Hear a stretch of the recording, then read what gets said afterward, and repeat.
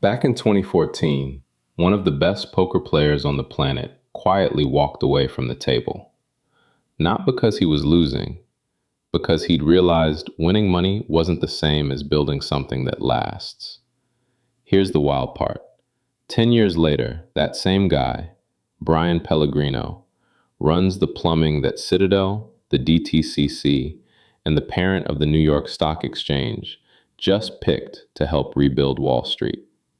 And yet, that same year, his protocol got drained of almost $292 million in a single night. So how do the biggest names in finance and one of the biggest hacks of the year point at the very same technology? Yeah, that's LayerZero. And by the end of this, it's all gonna click. Let's get into it. So let's rewind, because this origin story is genuinely one of the best in crypto. Bryan Pellegrino learned poker at 15 and turned it into a career, more than $500,000 in World Series of Poker winnings. And then, at the top of his game, he just quit.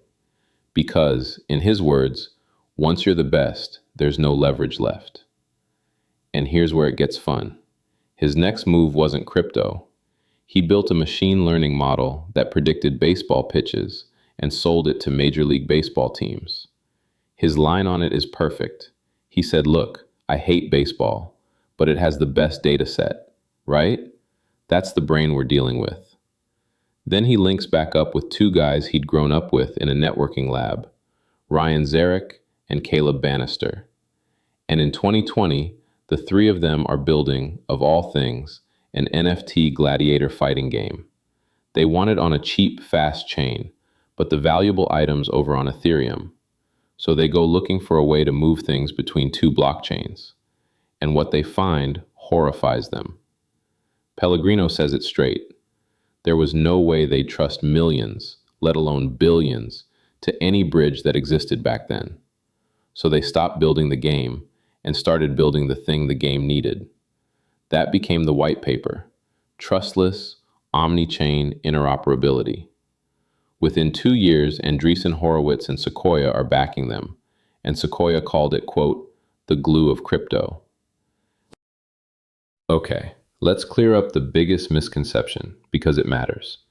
LayerZero is not a blockchain. It's also not really a bridge. It's a messaging layer. The cleanest way to picture it, think of the postal service. LayerZero doesn't decide what's in the envelope. It just guarantees a sealed message gets from one address to another, exactly once, without anyone tampering with it.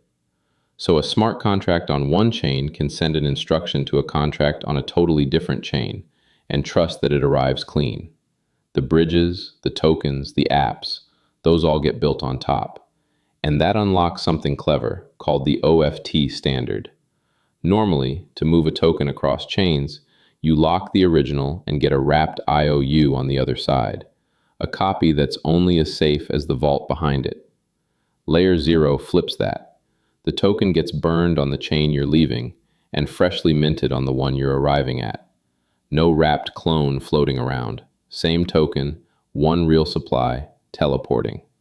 And people use this at a scale that's hard to picture.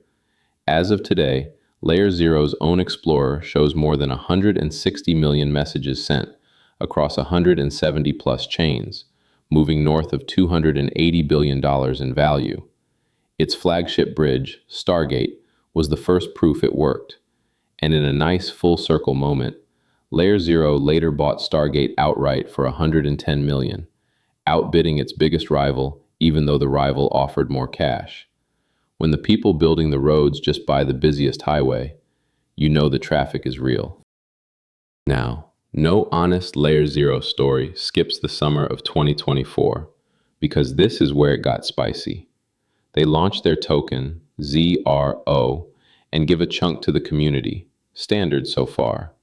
Except the way you claimed it was anything but. To get your tokens, you had to donate. Yeah, you read that right. They called it proof of donation. You paid 10 cents per token, and that money didn't even go to LayerZero. It went to a fund that pays Ethereum's core developers, with the foundation matching up to $10 million. Their argument was actually thoughtful. Free tokens don't create loyal users, they create farmers who dump and leave. But the community was split.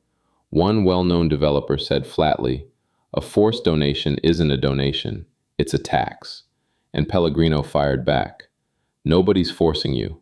If you don't want to donate, don't claim." But my favorite part is how they fought the farmers. Before the airdrop, they ran what I can only describe as a confession booth. If you were a Sybil, one person running hundreds of fake wallets to game the drop, you could turn yourself in, keep 15%, and walk. Or get caught by bounty hunters and keep nothing. About 100,000 addresses actually snitched on themselves, and over 800,000 wallets got flagged. And the governance has that same stubborn, honest flavor. Holders vote on one question every 6 months. Should the protocol turn on a fee? It's come up 4 times, and 4 times it landed on off. But here's the twist. Not because people vote no. One vote was 97% yes. It fails because not enough people show up to hit quorum. The community wants it. They just don't turn out. That's the quiet story of half of crypto governance. So we have to talk about the word that's hung over LayerZero since the very first white paper. Trustless. It's right there in the title, and critics pushed back for years, arguing the early design really came down to trusting two parties not to collude, which isn't the same as trusting no one. LayerZero's answer was version 2, and it's genuinely smart. Instead of one fixed set of validators, every app assembles its own panel of independent verifiers and sets its own rule. This message only clears when these specific inspectors all sign off. Want more security? Stack more verifiers. It's trust you get to configure. But here's what they'll admit themselves. Their own white paper says truly trustless cross-chain messaging is impossible. So the honest framing was never zero trust. It was minimized, chosen, out in the open. And in April of 2026, the stakes of that got very real. A protocol called Kelp got drained of almost $292 million. And the gut punch detail? There was no smart contract bug. Zero. The app had chosen to run with a single verifier, one inspector, no second opinion, and North Korea's Lazarus Group simply fed that inspector a lie. Now, I want to be fair, because LayerZero's first move was to point at the app's setup, but a few weeks later they came back with a post literally titled, "An Overdue Apology." And they owned it. Their words. "We made a mistake letting our verifier act alone for high-value transactions. We didn't police what it was securing. We own that." Then they banned that single verifier setup across the whole protocol. It still cost them. Over the following weeks, more than $7 billion in assets migrated to a competitor. That's the price of a trust question you answered a little too casually. And yet, same year, flip the ledger over, and this is where it gets almost cinematic. Because while all of that was happening, the most traditional names in finance were quietly walking toward LayerZero, not away from it. Fidelity, yes, that Fidelity, spun up its own institutional verifier on the protocol, and the first firm to plug in was Ondo, moving tokenized US treasuries. Robinhood switched on a new chain this summer for tokenized stocks, and LayerZero is one of the rails underneath it. And then there's the big one. LayerZero announced a new institutional network called Zero, and the backer list is almost hard to believe. Citadel Securities, one of the biggest market makers on Earth, actually invested in the token. The DTCC, the company that quietly settles basically every stock trade in America, the parent of the New York Stock Exchange, Cathie Wood's ARK on the advisory board, Google Cloud, Tether. Now think about that with the timing. These are the most cautious, compliance-obsessed institutions in the world. They looked at a protocol that had just been through the fire, that had publicly owned its worst day, and they chose it anyway, eyes wide open. And that's the resolution to our whole story. The poker player spent years being told his creation wasn't really trustless. Turns out he was right. It was never about eliminating trust. It was about making trust something you can see, choose, and hold people accountable for. And that is a thing Wall Street actually understands. So, where does that leave us?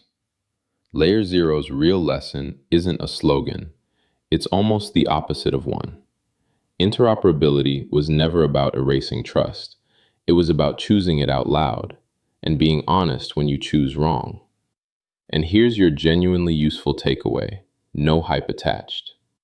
You don't have to trust any of this on faith, you can watch it.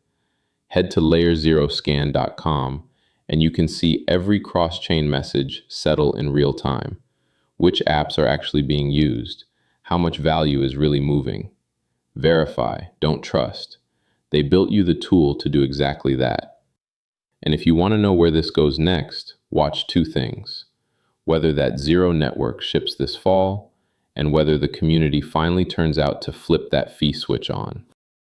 If you got something out of this one, do me a favor and subscribe. This is exactly the kind of deep, no-nonsense breakdown we do here every week. Drop a comment with the project you want us to break down next.